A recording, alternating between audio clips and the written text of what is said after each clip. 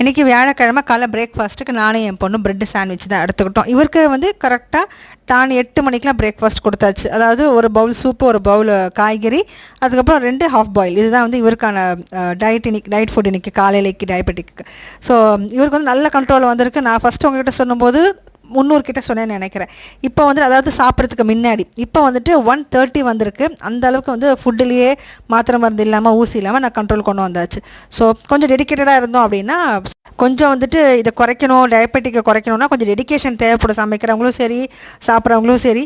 இப்போ நான்வெஜ் நான் வந்து இந்த ஆடி மாதம் அப்படி சொல்லிட்டு நான் சேர்க்கறதில்ல. அதர்வைஸ் நான்வெஜ் வந்து ஒரு வாரத்துக்கு 3 நாள் 4 நாள் கூட அந்த மாதிரிலாம் நான் சேர்த்துருவேன் இவருக்கு. ஏன்னா அது கொஞ்சம் இவருக்கு பிடிக்கும் அப்படின்னு சொல்லிட்டு இப்போ வந்து சேர்க்கறதில்ல. இந்த 1 மாதம் அப்படின்னு சொல்லிட்டு காய்கறியிலே விதவிதமாக செஞ்சு கொடுக்கறது.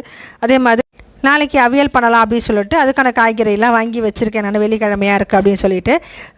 இந்த மாதிரி தான் கொஞ்சம் விதவிதமாக வந்துட்டு கொஞ்சம் யோசிச்சு செஞ்சு கொடுக்க வேண்டியது. பஸ்ஸில் வரும்போது ஒரு யோசனை வரும், வண்டி ஓட்டிகிட்டு இருக்கும்போது ஒரு யோசனை வரும், இன்றைக்கி என்ன சமைக்கலாம் இவருக்கு அப்படின்னு சொல்லிட்டு.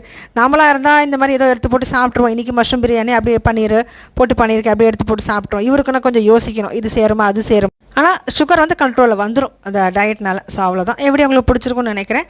பிடிச்சிருந்தா please like and subscribe. Thank you.